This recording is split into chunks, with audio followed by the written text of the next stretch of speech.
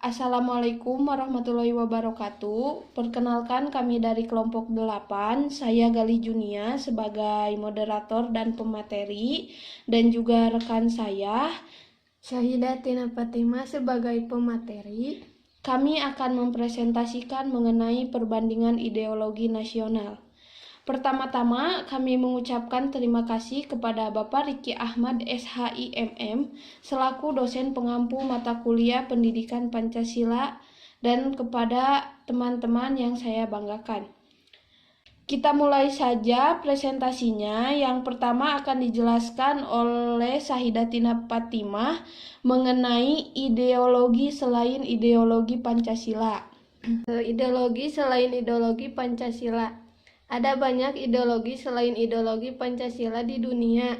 Di antaranya adalah ideologi liberalisme, komunisme, sosialisme, kolonialisme, dan fasisme atau kapitalisme. 1.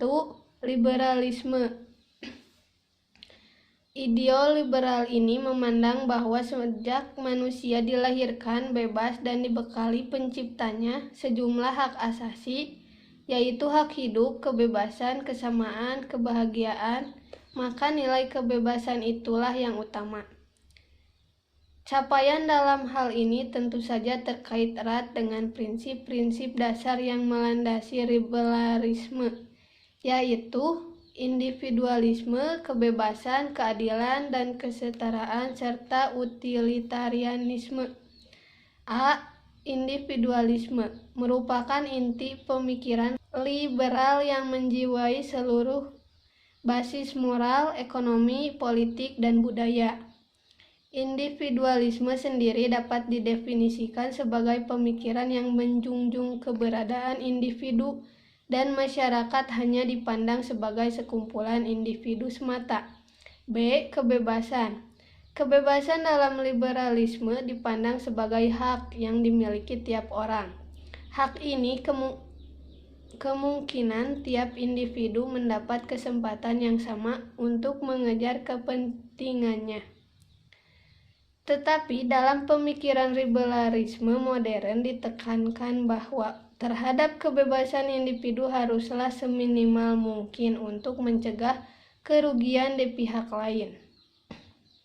Pengertian ini kemudian dikenal sebagai kebebasan positif. C. Keadilan dan kesetaraan.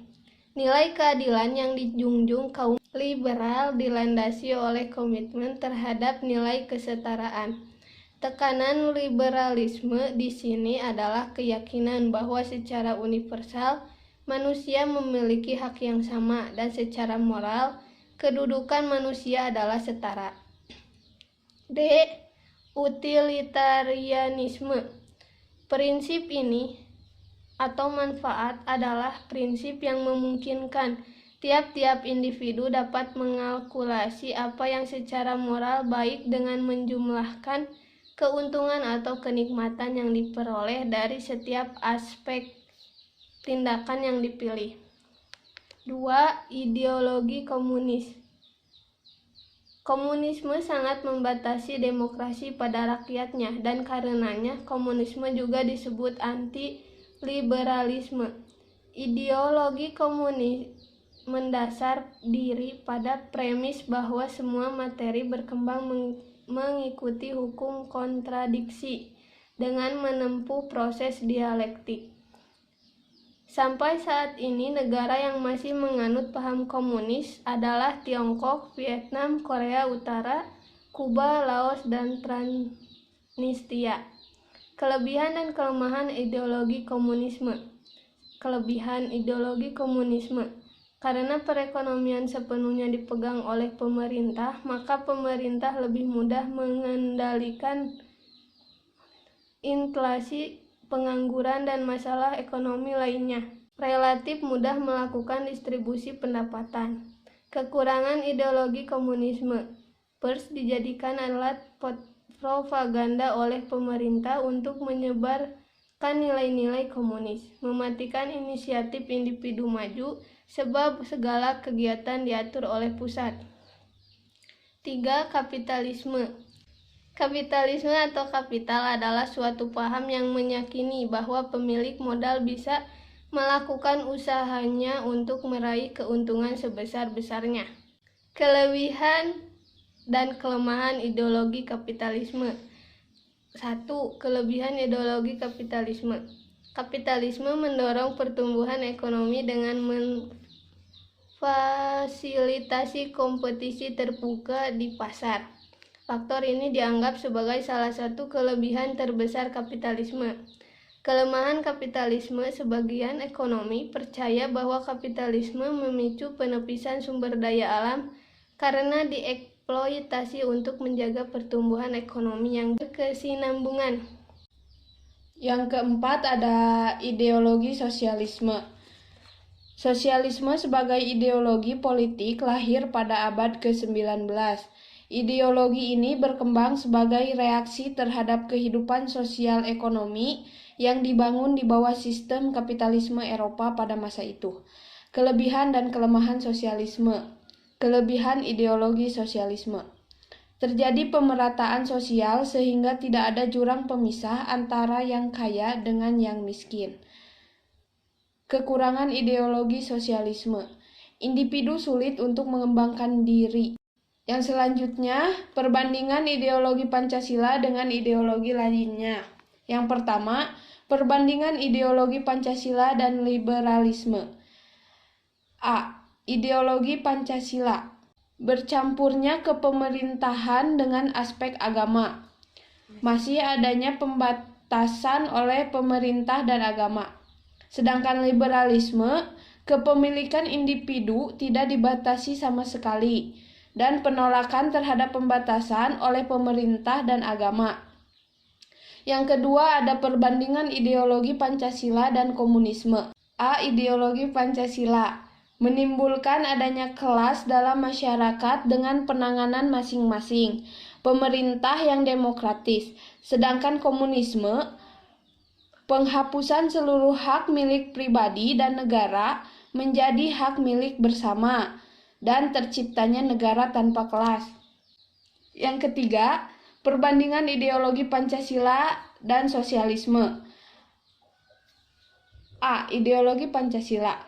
Hak milik pribadi dan negara dipisahkan dengan jelas dan diperbolehkan sesuai peraturan. Sedangkan sosialisme, penghapusan sebagian besar hak milik pribadi dan negara menjadi hak milik bersama. Yang keempat, perbandingan ideologi Pancasila dan fasisme atau kapitalisme. A. Ideologi Pancasila. Kekuasaan tertinggi di tangan rakyat, sedangkan fasisme atau kapitalisme, kekuasaan tertinggi di tangan pemerintah atau negara yang berkuasa saat itu.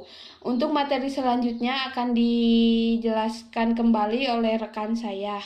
Macam ideologi yang dipakai di negara lain. 1. Ideologi Malaysia. Ideologi Malaysia adalah rukun negara. Rukun negara telah dibentuk pada tanggal 30 Agustus 1970 oleh Majelis Gerakan Negara. Diakui setahun selepas berlakunya tragedi 13 Mei 1969 yang menghancurkan perpaduan dan ketentraman negara.